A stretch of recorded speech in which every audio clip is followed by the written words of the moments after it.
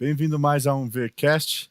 Nós estamos aqui na Conferência Fiel Jovens 2019. E nós temos a alegria de poder conversar hoje com o pastor Felipe Niel, pastor da Igreja Vida Nova em Caldas Novas. Uhum, Tudo isso novo mesmo. lá. Tudo novo. Igreja Batista Vida Nova. Igreja Batista Vida Nova. Isso. Batista, hein? Falando em igreja, falando em vida nova, tem muita igreja que parece estar uma vida morta. Você tem falado sobre revitalização de igrejas. É um tema importante que eu acho que não chegou no Brasil ainda com, como eu posso falar, com a relevância, com o despertamento que é necessário. Vejo muitas igrejas que estão precisando ser revitalizadas, mas elas não têm nem esse conceito. Então, o que seria revitalização de igreja, Felipe Niel? Bom, revitalização de igreja seria perceber que a igreja de fato perdeu a vida e que ela precisa que Deus faça uma obra nela para que ela volte a ser uma igreja viva. Né? Infelizmente, as pessoas às vezes pegam aquele versículo, né, que Jesus diz que as portas do inferno não prevalecerão sobre a igreja e acham que nenhuma igreja local pode morrer. Mas a realidade é que igrejas locais morrem, né? As portas do inferno não prevalecerão contra a igreja universal, Sim. a igreja de Jesus Cristo. Mas igrejas locais, elas morrem e muitas vezes demoram muito para perceber que estão mortas, né? Inclusive Jesus, né, em Apocalipse, as exortações que ele traz para as igrejas são assustadoras. Quando ele fala de remover o cálice, tipo, vocês não vão ser mais uma igreja, que os cálices são a igreja. E a gente para pensar, cadê a igreja de Corinto? Cadê a igreja de Éfeso? Cadê a igreja da região da Galácia? Então é uma realidade dura de se pensar, né? Até quando a gente para pensar que Paulo, em 30 anos, às vezes em 60 anos, você tem uma igreja que Paulo plantou vibrante. E depois, não muito tempo depois, Paulo tem que escrever uma carta falando que vocês estão se desviando do evangelho. Exato. Né? A igreja da Galácia. Isso. Então, a revitalização é uma coisa que a gente precisa considerar. Mas quais são alguns sinais para a gente ver que não, tá precisando, a coisa está ficando feia? Você usou a palavrinha-chave aí, Vini, que é evangelho. Paulo escreve aos Gálatas, né, do desvio do evangelho. Sim. Às vezes as pessoas acham assim, minha igreja precisa de revitalização porque a maioria das pessoas são da terceira idade, porque a gente canta hinos apenas, porque eu não gosto da cor da parede da igreja. Não é modernização. Exato, não é isso, né? Não é porque a minha igreja ela é de bancos de madeira, precisa revitalizar. Gente, não é isso. Você pode não gostar dessas coisas, é seu direito, e pode até ser que você consiga levar algumas mudanças nesse sentido, que são indiferentes. Mas revitalização de igreja, o sinal de que uma igreja precisa ser revitalizada é falta Jesus na vida da igreja. O que eu quero dizer com falta Jesus na vida da igreja? Não é que você precisa mandar fazer uns banners com a palavra Jesus e colocar na igreja, né? E aí agora a igreja tem Jesus. Não é isso. O que eu quero dizer é, quando eu digo que falta Jesus, falta o evangelho na vida da igreja. Falta a centralidade do evangelho na vida da igreja. Falta isso na pregação, mas mais importante, e quando eu digo falta isso na pregação, eu quero dizer o seguinte: normalmente são igrejas que pregam moralidade ao invés de pregar o evangelho.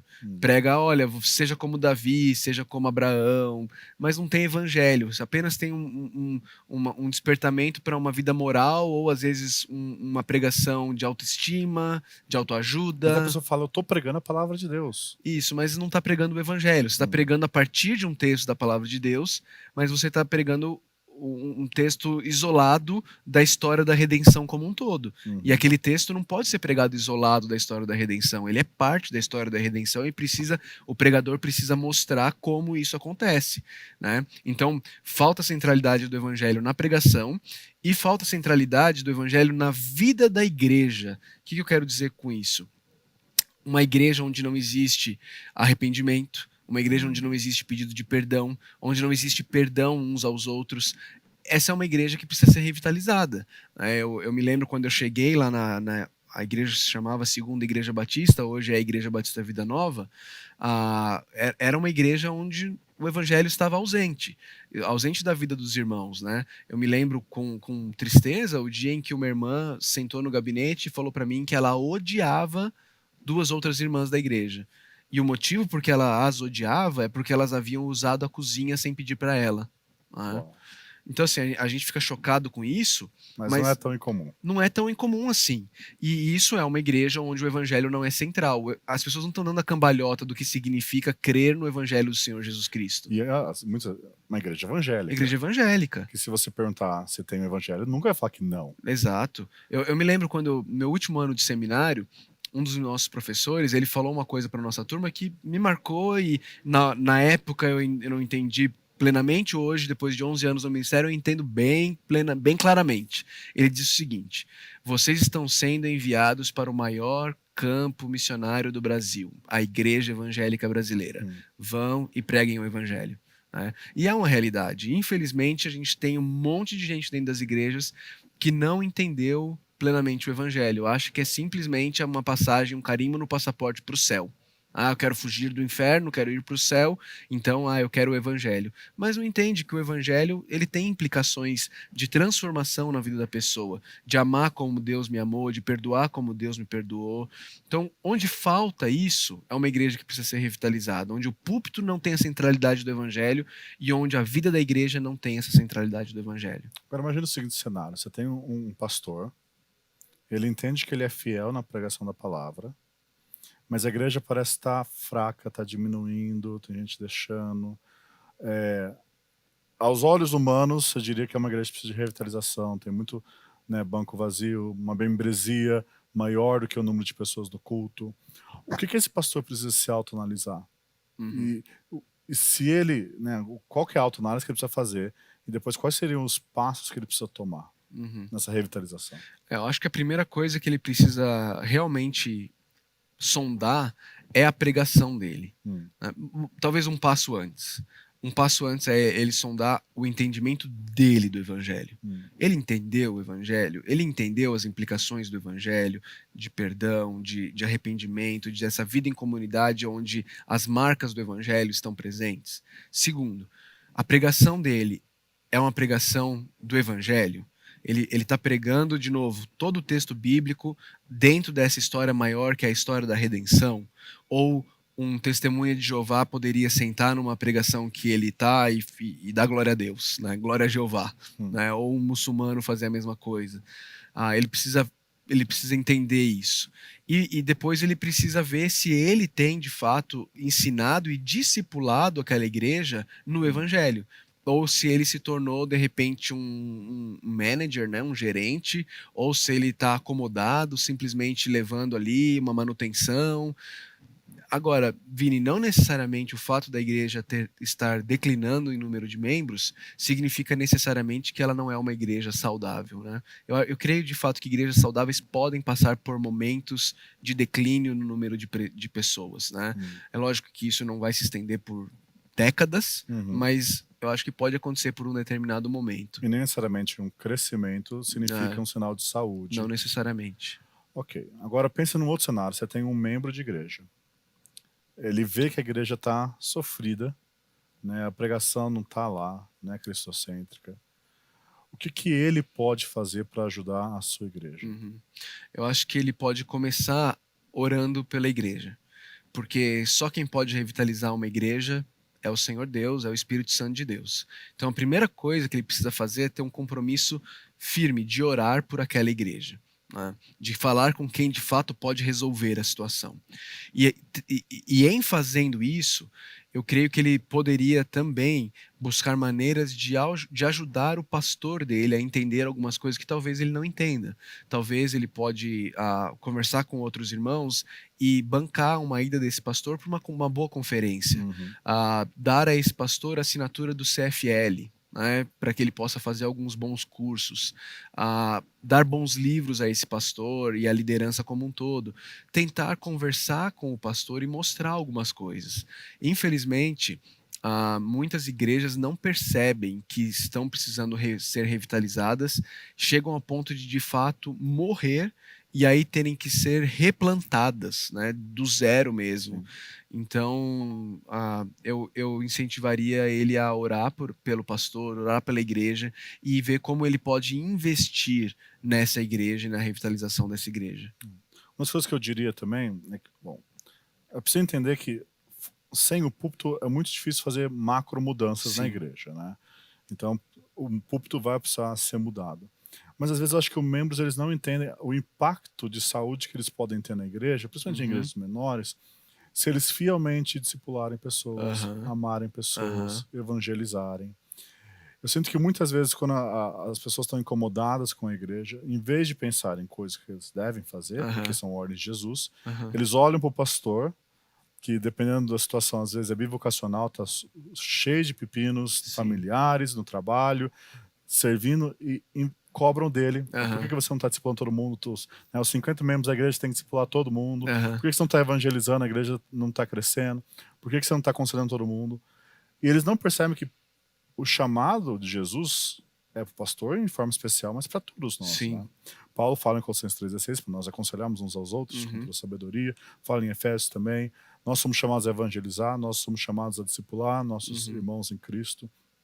E a gente às vezes não tem ideia de um impacto que uma outra vida, né, que você está trabalhando, que depois vai impactar uma outra vida. Como isso pode, com o tempo, ir criando um fundamento que torna às vezes o ministério do pastor mais fácil. Sem dúvida. E ele pode às vezes fazer outras coisas. Porque muitas vezes, infelizmente, o pastor ele tem que se preocupar com muitas coisas mais burocráticas e de aspecto mais diaconal, de aspecto mais organizacional, porque não tem ninguém ajudando. Exato. Né? É verdade. Ele tem que se preocupar muitas vezes com quem vai ficar no projetor, com quem que vai tocar na banda. Quando não é ele que tem que ficar no projetor durante o louvor. E isso desgasta. Sim. Certo? Então acho que os membros precisam entender que eles têm uma parte também em servir. Né? Eu acho que quando Paulo fala em Efésios 4, né, os ministros da palavra são dados para treinar a igreja. Mas o ministério, o serviço que leva a igreja a crescer como um todo, é quando cada um faz a sua parte, como um membro do corpo. Exato. Agora, vamos ser realistas.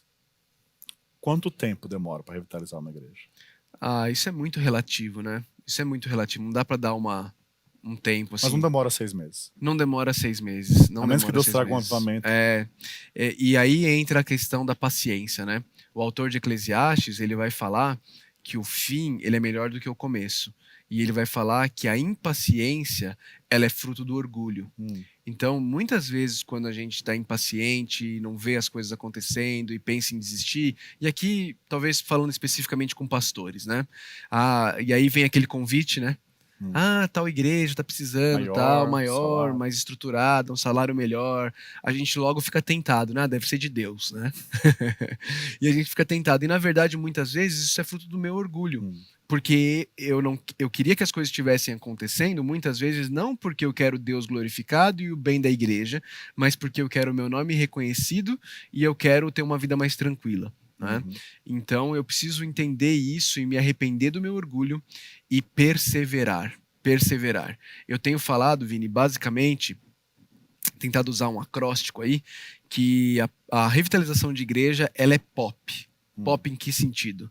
Ela é pop porque ela envolve pregação, ela envolve pastoreio, ela envolve oração e ela envolve perseverança. Eu preciso permanecer, eu preciso ficar. Hoje eu estou há 8 anos revitalizando, no processo de revitalização. Hoje eu creio que a igreja já foi revitalizada, mas foram anos e eu precisei ter paciência em relação a isso. Até alguns momentos de querer desistir, nossa, vários momentos, né? É normal isso na vida de um pastor. Isso é normal, vários momentos. E o que eu tenho aprendido é o seguinte: se eu tentar revitalizar a igreja, vamos pegar um aspecto, por exemplo, liderança, né? Eu entendo que a Bíblia ensina liderança plural de presbíteros na igreja. Agora, eu cheguei numa igreja batista onde isso não era realidade, né? Você tinha uma diretoria estatutária, formada por homens e mulheres que não necessariamente cumprem o requisito de 1 Timóteo 3. E aí, como é que você faz para revitalizar a liderança e ter um grupo de presbíteros? Bom, eu poderia ter feito isso na canetada. Não, é o que a Bíblia diz, tem que ser. Talvez eu conseguisse ter presbíteros por 3 meses e aí depois a igreja me mandava embora e voltava para o sistema antigo. Não é? Ou eu poderia engolir o sapo e esperar pacientemente por 2 anos e ensinar a igreja até que a igreja chegasse em mim e falasse assim: pastor, o senhor tem ensinado sobre liderança plural na igreja, sobre presbíteros. A gente viu em Atos 20, a gente viu em 1 Pedro 5, a gente viu em todo o Novo Testamento. Por que a nossa igreja não tem presbíteros? Opa, deixa Chegamos na hora de ter presbíteros. A igreja já entendeu isso, entendeu? Mas isso exige paciência, isso exige perseverança, mas paga o preço no longo termo. Sim. McDowell costuma dizer, né? Pregue, ore, ame e fique. Para você, na verdade, isso aplica a qualquer ministério pastoral. E, na verdade, aplica a qualquer crente, talvez não pregando, mas ensinando a palavra de Deus, né? Eu vejo que, por outro lado, na área dos membros, muitos membros chegam, né, eles também têm esse orgulho, porque eles querem mudar a igreja rapidamente, tem que ser do jeito deles. O louvor não está na qualidade que eles esperam, a pregação não está no dinamismo que eles esperam. E em vez de servir durante as dificuldades, eles espanam e vou procurar uma igreja que me serve melhor. É triste, né? Mas é a mentalidade consumista, né? Do crente que, na verdade, é um cliente, né? Sim. E aí ele tá lá para ser servido, e quando aquilo lá não serve, não tá com as expectativas dele, ele procura uma igreja que tem um berçário melhor, né? Que tem um ministério de louvor mais estruturado, ao invés de olhar para essas coisas e falar assim: talvez Deus está me chamando para que eu seja a pessoa usada para ajudar nessa área da igreja. Vou arregaçar minhas mangas e vou servir. Acho que tem um vídeo, né, que você tem o Piper, o Keller, Carson falando sobre amor no casamento, se não me engano. E se aplica aqui, apesar das pessoas não verem. Ele fala que a aliança sustenta o amor. O amor. Isso é verdade na revitalização e na igreja também. Sim. A aliança que o pastor faz com as ovelhas. E a aliança que a igreja faz entre si. Sim. É o que vai sustentar o amor e o serviço, mesmo nos dias onde as coisas não estão ideais. Exato. É isso aí. Muito obrigado, viu? Nós temos vários artigos no Voltamos ao Evangelho sobre revitalização de igreja. Se você colocar lá no campo de busca revitalização, você vai ter um conteúdo vasto para que você possa pesquisar e aprender mais. Até a próxima vez. Obrigado, Niel. Valeu.